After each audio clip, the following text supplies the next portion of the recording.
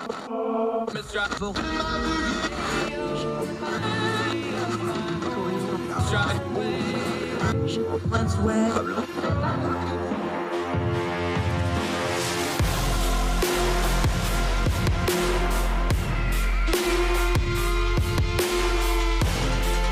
your host, Andrew Donaldson. This is Heard Tell. Heard Tell Show. It's Friday, folks. You made it, April the 29th, year of our Lord 2022. We're going to dive right into it because we've got a very special guest on the show today, Sarah Rumpf from Mediaite. We're going to go deep. We're going to go long on this situation with Disney versus the state of Florida, the black and white of the law. We're going to go past the rhetoric. What does the law says? What does the legislative say? How is that affecting the local municipalities? How is that affecting the counties? Ron DeSantis, the governor, what's his purpose in all this? And what does Disney say? We're going to get beyond the rhetoric, beyond the buzzwords. We're going to turn down the noise on the Disney situation with our friend Sarah Rumpf of Mediaite here in just a minute. Also, we're going to touch on, we've been covering Elon Musk a lot about his proposed buyout of Twitter. Two very unworthy individuals, unworthy schemers, FDR would have called them. It's claiming they're back on Twitter because of Elon Musk, which isn't true. We'll touch on that. Also, a great story. Our in this segment where we always try to do something good and uplifting. A friend of the program that's been on the program frequently, and his organization raising a whole lot of money for an organization that we cover here on Heard Tell frequently. So we'll touch on that. But first, I want to talk about a story before we get into the Disney stuff that frankly upsets me. I hate when we have to deal with this kind of stuff, but we're going to do it. A gentleman by the name of Valentin Brockschmidt died. Now, who is that?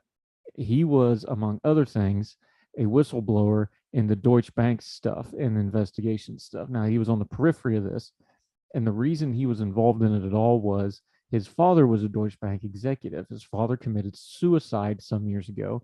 When he committed suicide, that meant his personal files and computers and devices fell into the hands of his son, this gentleman. Well, this gentleman has had an interesting life. We know for a fact that he was an informant. We know that he spoke to the FBI on certain things. We know that certain reporters have come out and talked about him being a source for the Deutsche Bank stories and investigation and some other things over the years. Well, he was found dead on Monday at Woodrow Wilson High School near LA. He was 46 years old. Now, the reason I'm covering this on Heard Tell is very simple. What's trying to be done to this man and his name and what's going on with him is the online conspiracy folks are going to try to tell you that this is part of some grand conspiracy and the Deutsche Bank stuff and the Donald Trump investigation. And look, let's all be adults here. There's a lot of dirty money that goes through Deutsche Bank.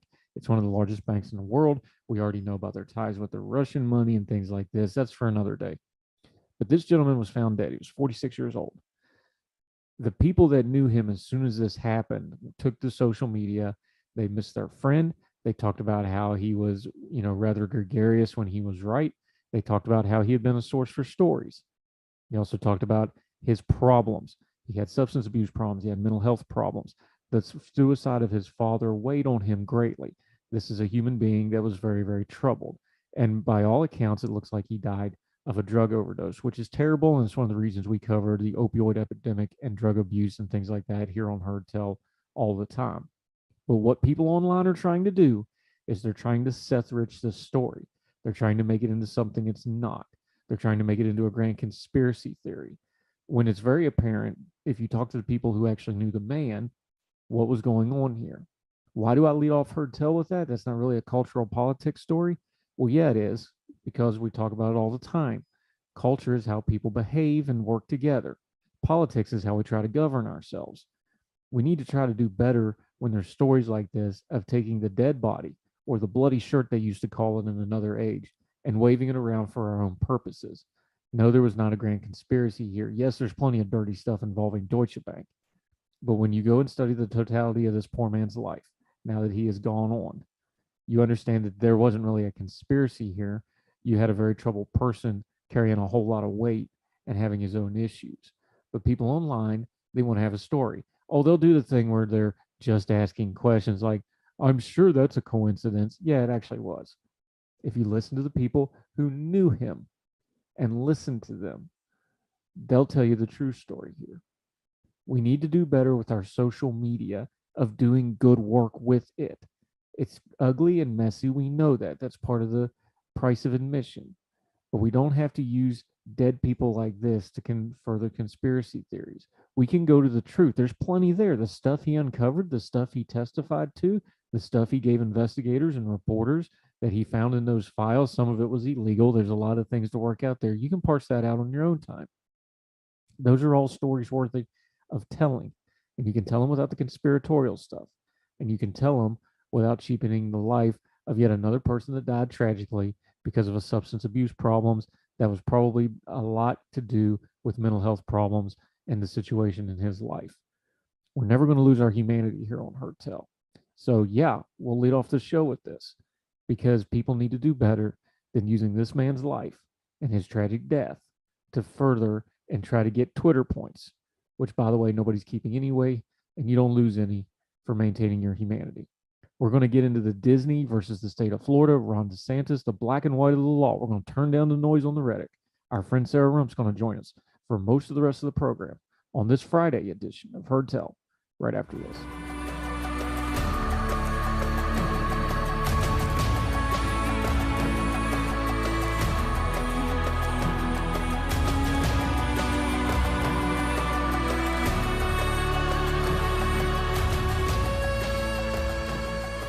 Welcome back to Heard Tell. I'm excited about this one. I actually wanted to talk to her for a while. She's been a friend. We love her work at Mediaite and other places where she writes, but she did this move back over the end of last year, so we couldn't get together, but we are today because she's been writing about this Disney thing a whole lot. We're thrilled to have her. She is a double Florida grad, both undergrad and the law school. She is a contributing editor at Mediaite, where she does all kinds of great work. She's written plenty of other places, and she's been a Twitter buddy for a while. So I'm glad I finally get to talk to you, Sarah Rumpf. How are you, ma'am? I'm great. Thanks for having me on today. I really appreciate your time. Okay, Disney versus the state of Florida. This thing's got a lot of angles, but here's the angle I want to take because everybody's talking about the cultural angle on it. They're talking about, of course, the social media angle on it.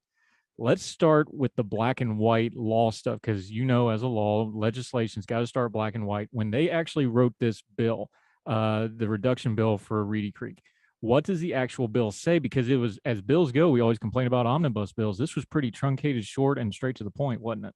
Yeah, so I think maybe this is one of the most complicated things that they've ever done with so few words in the history of the Florida legislature. The bill itself says that it defines a certain group of independent special districts that were created before the 1968 Florida Constitution and not re-ratified into statute after that. That says that those special districts will cease to exist on June 1st, 2023. And there's a couple complicated, weird, weedy reasons why they did it that way.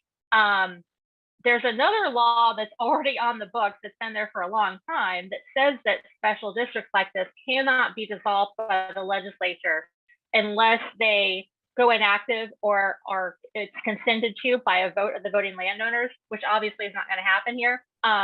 There's some speculation that they added in this broader category of a handful of couple other districts to try to make it easier to get through, but I still don't think that's going to work. So, but I think maybe the more important thing is to talk about like what this actually means. People miss what Reedy Creek is. It's not a tax break for Disney. It's not some magical, unique thing that exists only for them. It's a special taxing district. And what I've been telling people is the word they need to listen to is the second one, taxing. Florida law does not let counties tax people differently. They have to have the same millage rate across the entire county. The only exception to that is a special taxing district. It allows the taxpayers within that district to be taxed extra for the specific purposes of the district. Disney is not unique. We have 1,844 of these things across the state. There's one at Cape Canaveral. There's one at most of the airports. There's several of them at the Villages, that super Republican retirement community. And again, it's for the purposes of having extra taxes because there's a different need or a special level of infrastructure that's needed or wanted by the developers or the community, or, you know, like Cape Canaveral, they've obviously got a different, they don't need a school there, but they have an entirely different type of infrastructure when they're sending rockets to space. So what Reedy Creek is, and why it's so unique, is because it's so big. They bought 27,000 acres in the late 1960s. They've since de-annexed about 2,000 to be the separate town of Celebration, and they still hold about 25,000 acres. That's roughly 39 square miles. So we're talking about an absolutely huge parcel. At the time they originally started building, there was nothing out there. It was swamp land and a couple of cows wandering around. Both Orange and Osceola County, the counties that this parcel stretches across, flat out told Disney, we cannot help you. We have no ability to build this infrastructure to come out and meet you. They were miles away from existing water and electric lines, all of that stuff. So the way it works, and the way it has worked for 55 years next month, Disney pays property taxes like everyone else to Orange and Osceola County. They also remit sales taxes to the state, and part of that comes back to the county. Every single hotel room in the state is assessed a tourist development tax charge. So Disney collects those and pays that to the state. Then on top of all of that, the Reedy Creek Improvement District has its own millage rate and levies an additional tax on all Disney property. They collect that money. It's been about $150 million in the last year or so. And they use that to pay for a variety of infrastructure and development and services. So right now, this covers stuff like the water and sewage treatment, trash and recycling, road construction and maintenance. They have their own fire department. They have EMS services. They have a power plant. They have a lot of wetlands that they're managing. They have water testing they're doing, a lot of stuff like that. And one of the things that is important to remember, again, they're paying extra. They have the highest millage rate within the Reedy Creek Improvement District in the entire state. It's higher than even downtown Miami. So what we have here is a very complicated, interwoven system of infrastructure that's existed for over half of a century, and is providing services that Disney has decided from the beginning, you know what, we really want it to work this way, so we're willing to pay extra. I can tell you, I live in Orlando, actually just outside the city limits. I have a incorporated Orange County. There is a pothole the size of a hubcap at the end of my street right now as I sit here. No one has ever seen a pothole on a Disney maintained road. But again, that is an expense. They are putting more money into that than the county is. So the reason this is such a big deal is the law that the governor signed that magically dissolved Reedy Creek on June 1st, 2023. It throws everything into absolute chaos. And trying to transfer ownership of things that have been structured to be owned by a quasi-governmental entity back into private hands isn't so simple. Trying to transfer them into Orange and Osceola County is not simple. Some of those things are not easily structured that way. And the big problem is that when you take down the wall of a special taxing district, the liabilities go away. Like every other municipal government across the country, Reedy Creek finances their work through municipal bonds. And I swear, this is the only time that I've ever gotten anybody to get excited about municipal bonds, but it's become a wild part of the story. So they've incurred like over $1 billion in municipal bond debt. And this is very normal. Like your local city and county governments are doing this right now. They can get a really low interest rate because they're a stable government and they have, transparent finances like governments are required to do. And so lenders are willing to lend this money at a low rate, but it's still a lot of money. So if Reedy Creek dissolves, that bond debt then becomes the liability of Orange and Osceola County. And remember, they can't tax their taxpayers differently without a special taxing district.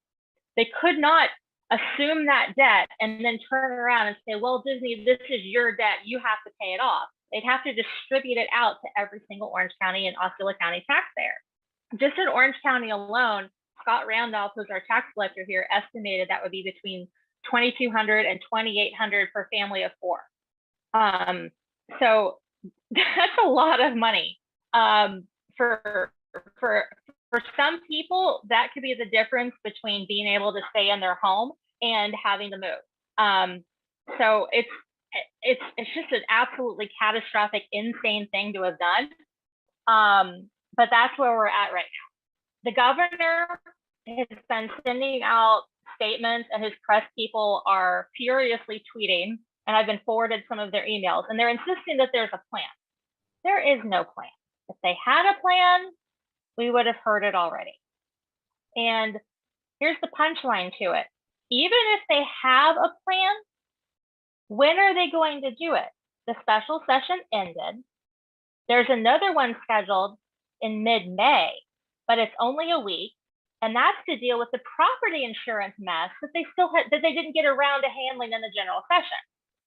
You can Google this. Right now in Florida, we are having massive property insurance issues because, hey, we get hit by a lot of hurricanes and the economy's been kind of weird for a couple of years. So you know what that does in the insurance market?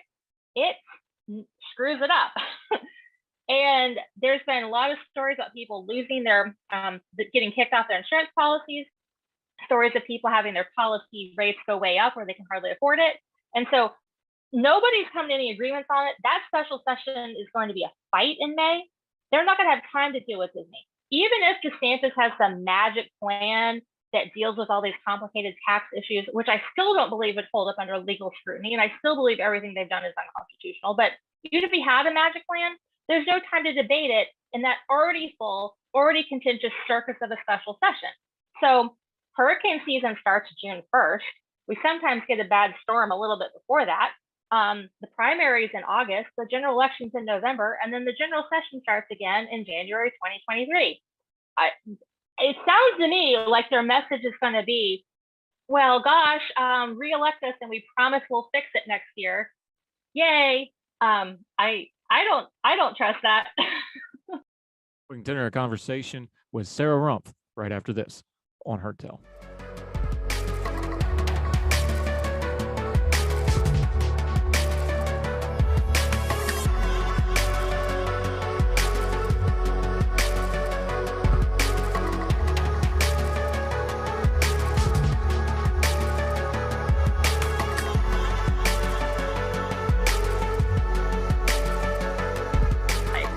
Talking to Sarah Rumpf. Well, to be fair, it's probably going to work if you look at the polling for DeSantis, but let's take the other, because we understand all these legalities and we understand that this legislation, one of the things it did do was it pushed this back a little bit. There is some room here. What's the legal timeline though? Because courts run on a different set, and at some point this is going to wind up in court some way, somehow, probably a couple different ways because there's so much involved in it. What's the timeline on that? Is that going to be done anytime this summer before this election or before June of next year when the actual legislation, the date that's got it on it? Well, I mean, hypothetically, the legislature could come to their senses and just repeal the mess they caused last week. They could come in May and say, hey, that thing that we did, forget it, delete it, it's done. That they could do in May, conceivably finish. If they don't, here's where we can start getting into problems. Every single local government attorney I talk to, the people I talk to at Orange and Osceola County, the elected officials I talk to, the people at Reedy Creek, they were just flabbergasted by this idea that anybody would expect to unwind Reedy Creek within a year. This kind of complex system is not created or knocked down that quickly with any sort of prudent, intelligent, clear planning. Like, that's not how it's done. Like, as an example, one of the attorneys I know talked about a water agreement between two adjacent counties, just doing the proper study, negotiating the contract, and getting that all settled and all the signatures done. That was a year process for just water. And Reedy Creek is as big as the county. you have two separate counties with different needs. Orange County includes Orlando. It's a lot more metro. Osceola, outside of Kissimmee and the tourist corridor, is still mostly rural. Everybody's friendly, and they've been cooperating for these past, 50 some years, but they still have different needs and different requirements. Disney has a fiduciary duty to their shareholders. Reedy Creek has its own due diligence rules. Both Orange and Osceola County have their own due diligence requirements. Even though they all want Reedy Creek to continue in its existence, they can't just copy and paste the 1967 statute and say, okay, let's do the same thing. Their due diligence requirements will force them to do a study on the current operations of Reedy Creek and all the implications and all of that. And that is not a simple thing. That is a highly complicated legal matter, will require additional work from urban planners. We're talking about the legal bills alone being in the hundreds of thousands, if not millions of dollars. They don't even have the same legal structures at the county level that they do at the state. And there's a couple of different things they can do, but none of them perfectly fit what the situation is. So you'd have to essentially negotiate with the Reedy Creek Improvement District. There's two municipalities within it, Bay Lake and Lake Buena Vista. Most of the major development, including the parks and hotels, is within those city limits. You've got two different counties. I mean, this is a nightmare. So what I'm assuming is going to happen is the Disney lobbyists will do their best to try to get everybody to calm down and come to their senses. But if that bill is not completely repealed in the May special session, Disney's not going to have a whole lot of choice except to file a lawsuit that seeks to strike down the law for multiple reasons. One being the statutory conflicts, another one being that bondholder issue. In the initial statute, the state of Florida made a pledge that they would not seek to alter or change. There's a bunch of legalese language, but it basically means we'll not screw around with the district as long as there's still outstanding bond debt. There is outstanding bond debt. And then there's this very serious First Amendment implication. Disney has the right to free speech. And I mean, conservatives just a few years ago were cheering Citizens United, which specifically said they have the right to spend money on independent expenditures for political free speech. So what DeSantis and the bill sponsors and the Republicans supporting this have said was that they pretty much said they were retaliating. They've said it in a dozen different ways, but they said that this is in response to Disney criticizing the parental rights and education bill, which again, they did after the law passed. Like, this is a sore winner's temper tantrum. They got the law passed, Disney put out a press release, and then they freaked out and did this. But there's a lot of case law on this. Some of it goes back really far, but like a more recent example that I mentioned in one of my articles, when Rudy Giuliani was mayor of New York City, he got very angry with the Brooklyn Museum of Art. They had an exhibit that he called sick and disgusting and anti-Catholic. I forget the details, but it's one of those that had the Virgin Mary portrayed in some sort of sexual way or with pig's blood on her, or something. Anyway, it was something offensive with the Virgin Mary. He sought to defund their budget and kick them out of the city building they were leasing. New York City has the right to negotiate their leases. They have the right to change funding or add funding or move funding around for any project that they're funding. But they cannot do any of that when it is retaliation for speech, which an art exhibit is. Here we have Disney engaging in pure political speech and the government taking this wildly insane action in retaliation, and they're all admitting it was in response to Disney's comments about the bill. Disney's, from every legal expert, local government lawyer, constitutional lawyer, law professor that I've talked to, Disney has multiple legal avenues to knock this down. What I expect a lawsuit would look like is that it would name all of those claims, and it would also ask for, there's a procedure that a court can do that is basically puts a pause button on things. It's temporary restraining order or an injunction, where you ask the court to say, we have this complicated thing going on, freeze the legal status so that no more damage is done and no more problems are caused while we fight this out in court. And you have to make an argument that it's going to cause damage and that you have a good chance of prevailing, which again, Disney has some very strong arguments here. When you have the governor's office and the bill sponsors admitting they did no research ahead of time. The Randy Fine, the bill sponsor in the House, he admitted he called no one in Orange or Osceola County, nobody at Disney, nobody at Reedy Creek before he put the bill forward. Jennifer Bradley, who was a sponsor in the Senate, admitted that she didn't write the bill and it was handed to her and she put it forward. It's pretty crazy. Evidence demands a verdict here. Governor Ron DeSantis is a smart guy. He's Ivy League educated. He's very, very good on politics. Usually, I've got to ask the question because there's speculation out there. He has to, if not himself, he has to have legal advisors saying this thing's going to be iffy if it goes to court. Is there a cynical thing? They don't have a plan because they're just assuming it's going to get knocked down, but by then we're through the election year and we've got the fundraising and we've got what we're going to get out of it anyway. Is that a fair accusation that has any merit whatsoever? I absolutely believe this is nothing more than cynical political theater.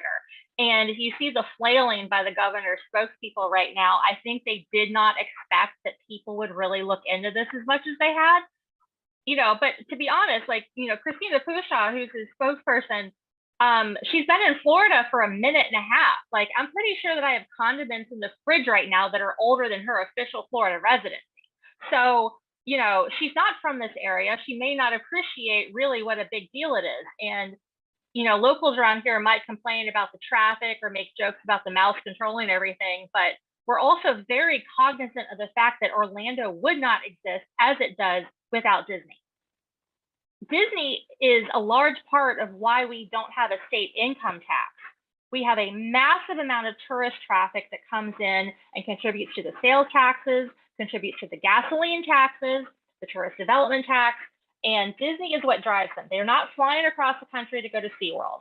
They're coming to Disney and then they tack on a day at Universal or SeaWorld at the end or tack on a day at the beach. Disney is driving it. And this is absolutely cynical. And you look at the date of that statute, Reedy Creek dissolves on June 1st, 2023.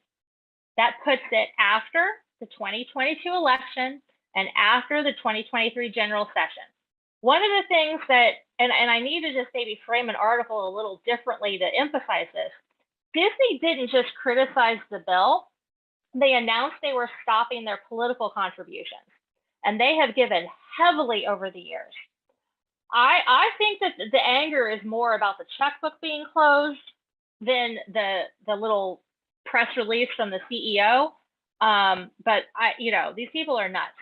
But the message they're sending is pretty clear. Hey, Mickey, sit down, shut up, get your checkbook out, or else we're gonna crush this legal system that's worked really well for you. Which is, one of DeSantis's strongest messages for re-election and strongest messages if he's to run for president, which I think is pretty much a done deal at this point, is the Florida economy. He's right that the Florida economy weathered the pandemic better than a lot of people expected. There's ads that have been on television locally here that are sponsored by different Chamber of Commerce groups talking about how Florida is open for business and this is a great place to have a business and a great place to work.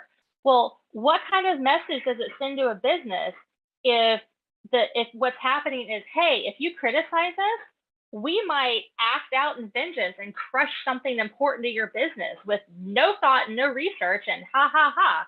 I mean, it's an insane thing to say. And, Disney right now, they're not going to pick up and move. You can't just put Space Mountain in a suitcase. They're not moving to Georgia. That's not happening. But they're in the process of starting construction for a facility to move 2,000 employees from California to the Orlando area and the facility they're building in the Lake Nona area. They don't have to go through with that. They don't have to expand and build another hotel or build more parks or build something else that will create more jobs here. The message that the governor and the legislature sent them is, you can't trust us, you shouldn't invest in Florida. And if you're a business looking to come in, I mean, go look up the messages that have been coming from the mayor of Miami, trying to draw tech people and companies and cryptocurrency to Miami. I mean, they're trying to market Miami as like another Silicon Valley, another Austin. How do you, if you're a business looking to come and you see what DeSantis and the legislature just did to the state's largest employer because of one press release, I still, even though I've been like writing literally thousands of words about this, I'm still having trouble wrapping my mind around it, that they, like, one press release and then this reaction. Like, it's just a very insane overreaction. Like, I got a mosquito bite, therefore I'm going to nuke the entire state. I mean, that's what it kind of feels like. And we're going to continue this conversation with Sarah Rump. Disney versus the state of Florida and Governor Ron DeSantis specifically, when Heard Tell continues right after this.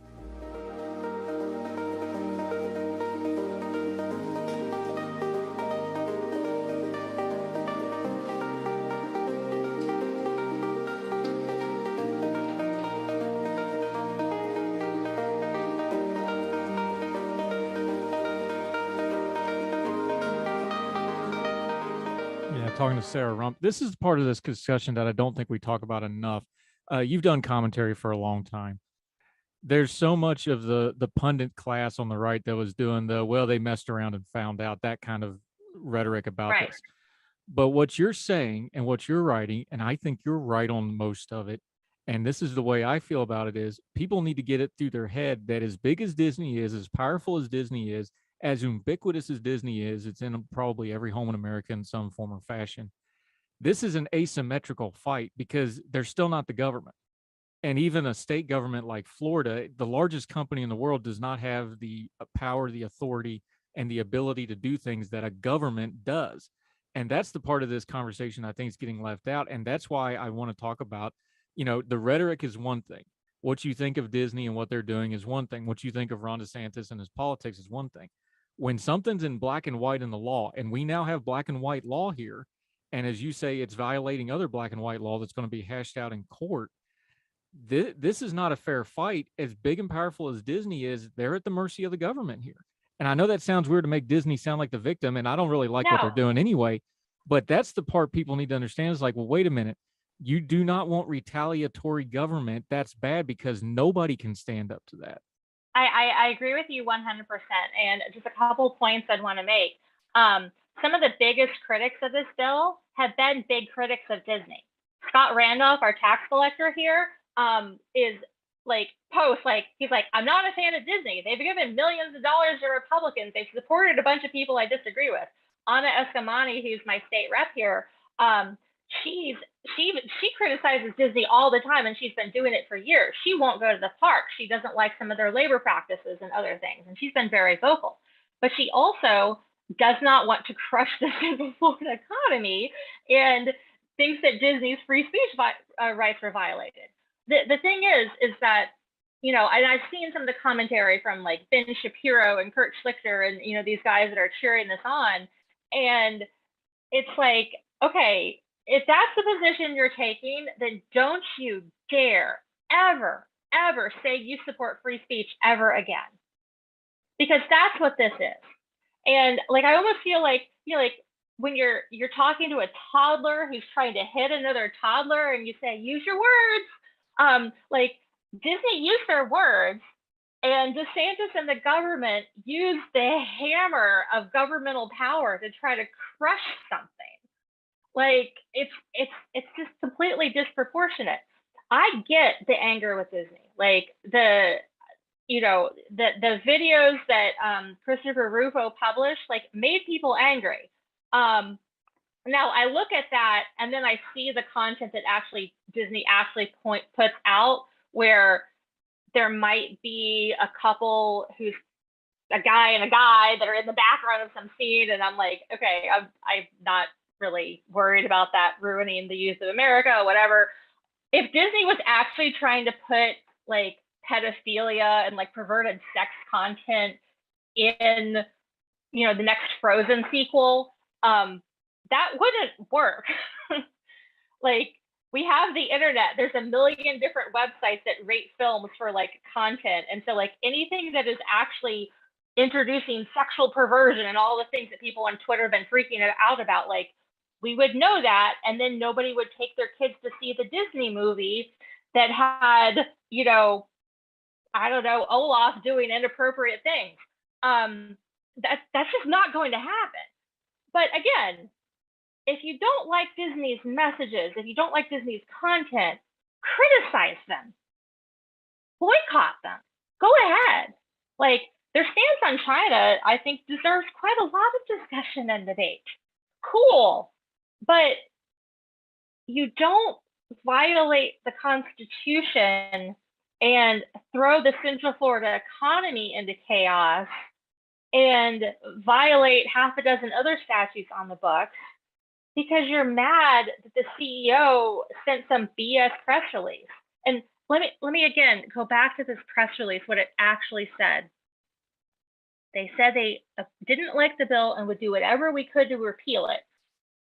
I looked at that and I laughed. Like, it sounded like garbage corporate puffery to me. There was a lawsuit filed almost immediately as soon as the bill was signed. There are liberal groups and civil liberties groups and LGBT groups that had already fundraised and were ready for it. They have a legal fund already. The lawsuit is there. Whether Disney donates to it or not, it doesn't matter. They don't need Disney's money, and it's in the hands of the judges. And Mickey Mouse doesn't sit on the bench. So this press release saying they're going to do whatever they can to repeal it is like, it sounded to me like he was just patting the employees on the head, like, please stop freaking out. Please stop yelling at me. I swear we're doing something. But it wasn't really doing anything. Before the bill was passed, there were a number of companies that spoke out. There was like 150 companies that signed some letter objecting to it. There were other companies that were threatening to boycott Florida and people that were saying they were cancel conferences and different things that they'd scheduled around the state in the next coming years and months and years. The government, DeSantis didn't lash out against any of those people who were threatening to boycott Florida before the bill was passed. They lashed out at Disney for one press release after the bill was passed because DeSantis is running for president and Disney is a bigger target for messaging than some small conference of anesthesiologists or whatever that was like canceling their plans. No offense against the anesthesiologists, I just picked that out of my head, but everybody has conferences here. Anyway, like this, it's all about messaging. He needs somebody to go on Tucker Carlson's show and say that he's fighting the fight against the culture war. He's fighting against wokeism. He's, you know, sticking up for your kids, protecting them from the evil liberals who want to turn them into gay communists or whatever. You know, I'm not quoting him here, obviously, but like that's the messaging. Scary liberals that are trying to indoctrinate your kids, and I'll protect you.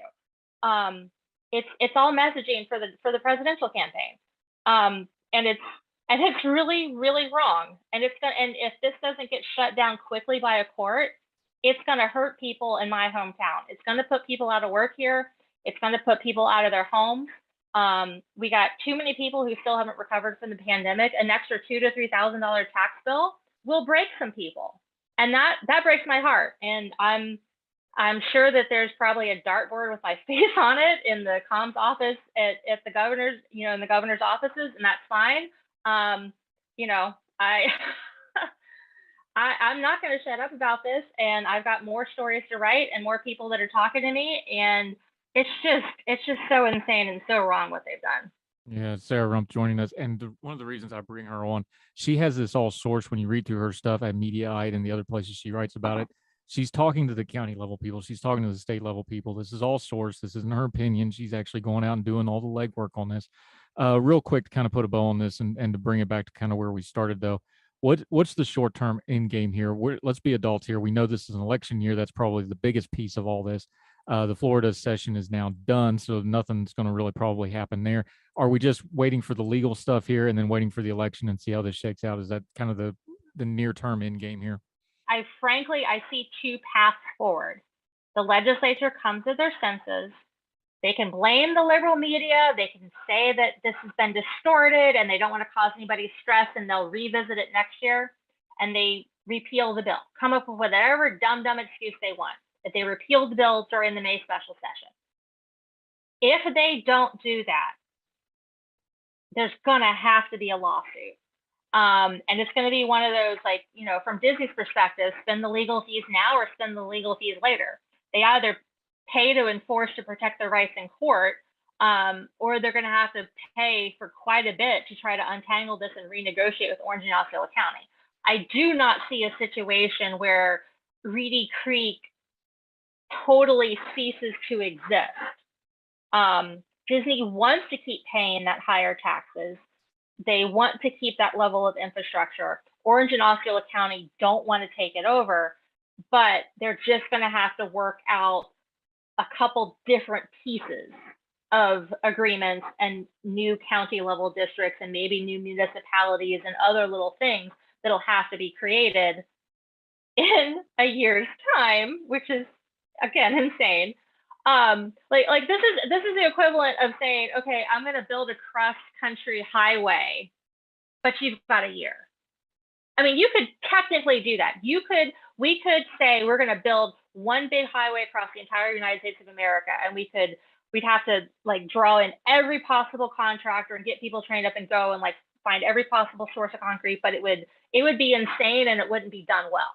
That's what that's kind of feels like the project they're trying to take on. But Disney's going to have to file a lawsuit fairly soon to protect their rights here. And if a court doesn't put that big pause button on it, they're going to have to start negotiating with the counties, and taxes are going to go up around here. There's nowhere else to put it. The revenues are still down from the pandemic. Again, like all of our economy depends on tourism. With less people coming here and the parks closed for a while during the pandemic, the tourist development money is way down, all of it's way down. They're already strapped. So if they're going to have to do this, they're going to have to raise taxes or cut services somewhere. And, you know, where do you cut? You stop maintaining the roads, you cut homeless services, you know, it's just going to cause a lot of pain. And there's words I can't say on the radio that to more accurately express my true feelings. But what the Ukrainians on Snake Island said to the Russian warship, that is my opinion on this. And I've learned to say it in Russian, but I'll be nice and not say that on your radio show either. But I can now say that wonderful phrase in Russian as well as German. So yeah, that's my thought. Yeah, my Deutsch is pretty rusty, even though I lived there twice. So let's just skip that. Sarah Rump, she's wonderful. It's great to finally get to talk to you. I've been wanting to for a while. We finally got you here. We're going to definitely have you back because I don't think this is going away. I think this is going to get even messier, and we'll have you back to update the story. Till we get you back on the show, though, let people know where they can follow you, your social media, your writing and Mediaite, and all the other great stuff you do. We need to get you on Twitter Supper Club, though, because you have this pastry thing that you need to be sharing with the wider world.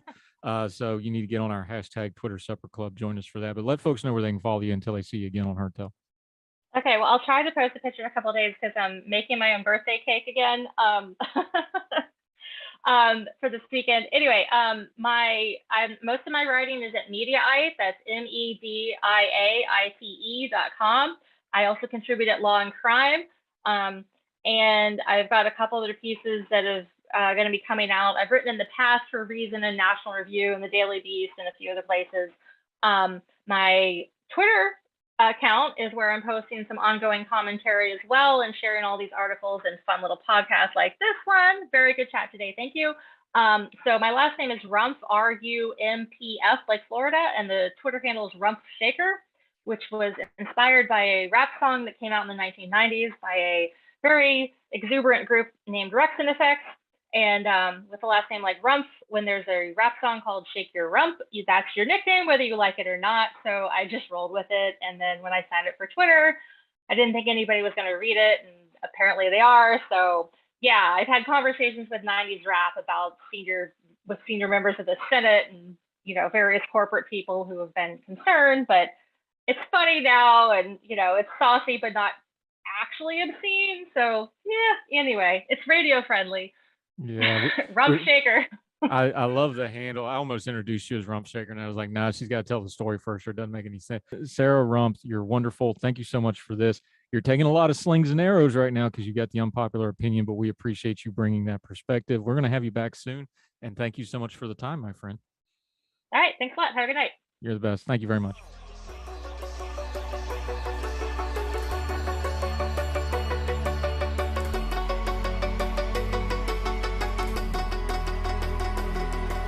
Welcome back to Heard Tell. I'm Andrew Donaldson. Okay, normally I don't even like saying this individual's name. I don't like talking about them because they're so bad faith. Trying to deal with them, interact, or correct them is just like nailing jello to the wall, but we're going to mention them briefly here. Tucker Carlson, who of course has the most popular cable news program in America, and Charlie Kirk, who is another person who is just not worth anybody's time. They both are trying to run a fast one on Twitter where they're acting like they're back on Twitter because Elon Musk purchased Twitter. Only problem with that, as we've covered on the show, Elon hasn't bought Twitter yet. It's going to be a while before he actually takes control of the company, but both of them popped back up on Twitter and they're claiming that is why. What's the real story? Daily Beast covered it. What really happened is both of them had tweets that were taken down for violating policy. Both of them said that they would not take those tweets down, that they would never apologize for them.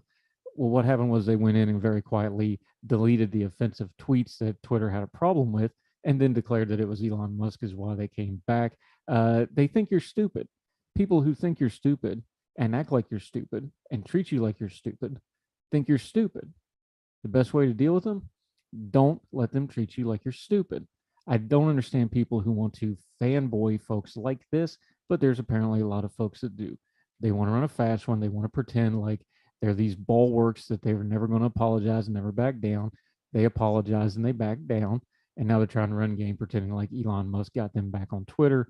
Folks, just be smarter than that. Discernment is the most important thing when dealing with media in our age. And both of these folks are just trying to run a fast one on you. Please don't fall for it. More Heard Tell right after this.